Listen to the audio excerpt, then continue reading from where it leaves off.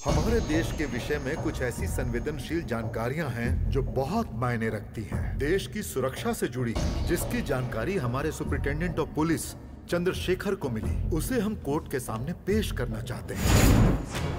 Case की अहमियत को देखते हुए इससे संबंधित गवाही को सेक्शन 164 के तहत रिकॉर्ड किया जाए और नेशनल इन्वेस्टिगेशन एजेंसी को ये केस सौंप दिया जाए। बस मुझे यही कहना है। कानून के मुताबिक गवाही देने वाले के साथ लॉयर और जज के अलावा यहाँ कोई भी नहीं रह सकता। बाकी लोग इस कमरे से बाहर चले जाएं। एडवोकेट मनीलाल की।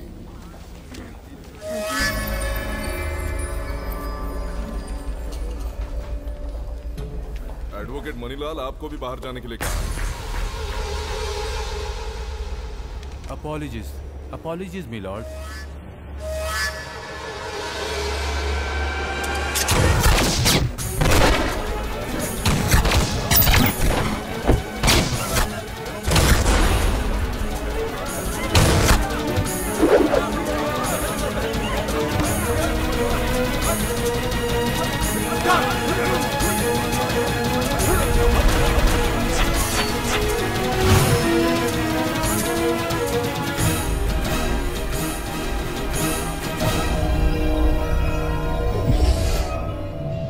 जब एसपी चंद्रशेखर से उस दिन तुमने कहा कि तुम उसे छोड़ोगे नहीं, तो मुझे विश्वास नहीं हुआ कि तुम वाकई ऐसा कुछ करोगे, पर तुमने कर दिखाया। लेकिन मैजिस्ट्रेट के सामने वो जो गवाही रिकॉर्ड होने वाली थी वो अब नहीं हो पाएगी।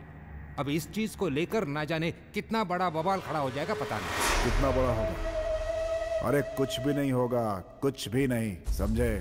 मरने वाले एसपी चंद्रशेखर और मणिलाल के बीच पहले से दुश्मनी थी। पैसों को लेकर अनबन हुआ करती थी। पीने के बाद उन दोनों में हमेशा झगड़े हुआ करते थे। आने वाले 2-3 दिनों में पुलिस के साथ साथ ये सारी बातें मीडिया में भी पहुंच जाएगी और हमारा ये काम करेंगे पुलिस डिपार्टमेंट के ही लोग। बाद में सारी बातें तब भी जाएंगी। सही कह रहा हूँ ना? लेकिन उस वकील ने अगर कहीं मुंह खोल दिया तो? नहीं खोलेगा, कभी भी नहीं खोलेगा। क्योंकि हमारा जो एडवोकेट है उसकी पत्नी के नाम पर हमने बहुत बड़ी जमीन रजिस्टर करवा दी। जहाँ तक मैं उसे जानता हूँ वो हमें धोखा नहीं देने वाला। अगर दे भी दिया तो और भी वकील हैं।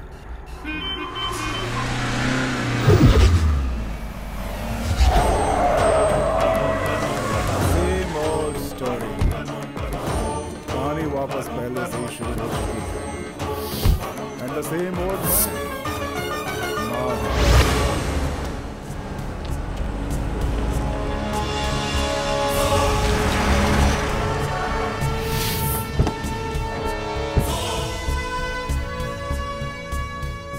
यही है वो, यही है वो। अच्छी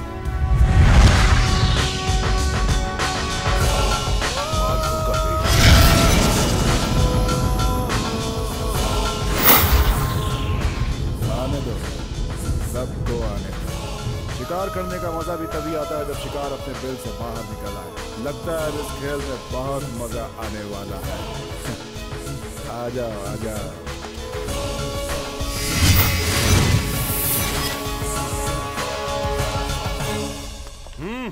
क्या चाहिए? जिंदगी को खेल समझ लिया है। 3-4 साथी क्या मिल गए तुझे? तूने सोच लिया कि तू अपनी मनमानी करेगा। मरने वाला भले ही एसपी चंद्रशेखर था, लेकिन हार मेरी हुई है और जीतने के लिए मैं तुझे मार दूंगा। मारूं? अगर ये ट्रिगर दब गया ना तो तेरी इस खाली खोपड़ी के चीथड़े उड़ जाएंगे। उस एसपी की 13वीं के साथ तेरी भी 13वीं हो जाएगी। क्या बोलता है? दबाओ ट्रिगर। मैंने कुछ नहीं किया। माधव, अरे उसे सुनाने का क्या फायदा? उसे तो गन पकड़नी भी नहीं आती है। हमने किया है ये सब। हम लोग भूल गए हमें? काफी साल पहले तुम एक आदमी को जानते थे, रामदत्त शर्मा, याद आया? तुम्हारे खेल के चक्कर में हम गांव के बाहर फेंक दिए गए थे। उसी रामदत्त शर्मा के हम बेटे हैं। हमारा लक्ष्य है सिर्फ तुम, चंद्रगिरी का माधव यानी। तो मेरा अंदाज बिल्कुल सही था। तो ये सारी हरकतें जो हैं शुरू से, इन सब के पीछे तुम लोग ही हो। कलापुरा के रामदत्त शर्मा जो तुम्हारे पिताजी थे, उन्होंने मुझे मारने के लिए भाड़े के टट्टू भेजे। इंसानियत के नाते मैंने तुम्हारे बाप को उस समय छोड़ दिया और आज उसके सपोरे आकर मुझे धमकाने का प्रयास कर रहे हैं। मुझे वैसे भी उम्मीद नहीं थी कि रामदत्त शर्मा के बेटे इससे अच्छा काम कर पाएंगे। लानत।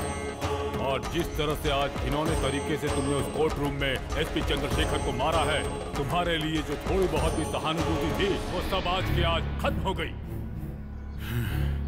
इससे पहले कि मेरा शैतान जाग जाए, मैं तुम लोगों को आखिर चेतावनी दे रहा हूँ। इस जगह को छोड़कर कहीं और जाकर सर छुपाओ। चले जाओ यहाँ से। माधव, अगर सोच रहे हो कि हम तुम्हारी सहानुभूति का इंतजार कर रहे हैं तो गलत हो। वो रामदत्त शर्मा की जरूरत थी, पर आज हालात बदल गए। तब हम रोते थे, पर आज नहीं। आज हमारा मकसद एकदम साफ है। तुमसे बदला लेने के लिए आज हम सब यहाँ इकट्ठे हैं और तुम्हें मौत के घाट उतारने से कोई नहीं रोक सकता हम लोगों को। आज हमने अपने उन्हीं पुराने दुखों को इकट्ठा करके अपनी ताकत बना ली है। देख लो हम लोगों की तरफ, हम हैं अन्नपूर्णा ग्रुप। हमें माफी देने वाले तुम कौन होते हो? लो निकलो यहाँ से। गिरी के माधव।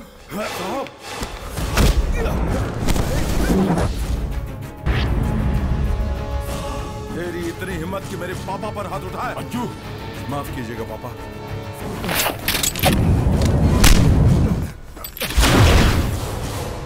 चंद्रगिरी के माधव मेरे पिताजी हैं, कोई साधारण आदमी नहीं है। आदर्श हैं वो एक। सही को सही और गलत को गलत सिखाने वाले आदर्श गुरु हैं वो। उस मूर्ति को गिराने की कभी कोशिश मत करना, वरना मुझसे बुरा कोई नहीं होगा। अगर फिर कभी दोबारा ऐसा करने की कोशिश की तो तेरे सर के चीथड़े उड़ा दूंगा। ब्रदर, अपने भाई को जरा कंट्रोल में रखो। उसे गुस्सा कुछ ज्यादा ही आता है। उससे तो कम, वरना इस गुस्से को सफेद कपड़े में लपेटकर शमशान तक पहुंचा दूंगा। मेरे पापा को कभी भी अकेला मत समझना, क्योंकि उनके पीछे मैं खड़ा हूं पहाड़ जैसा। ये बात तुम कभी भी मत भूलना।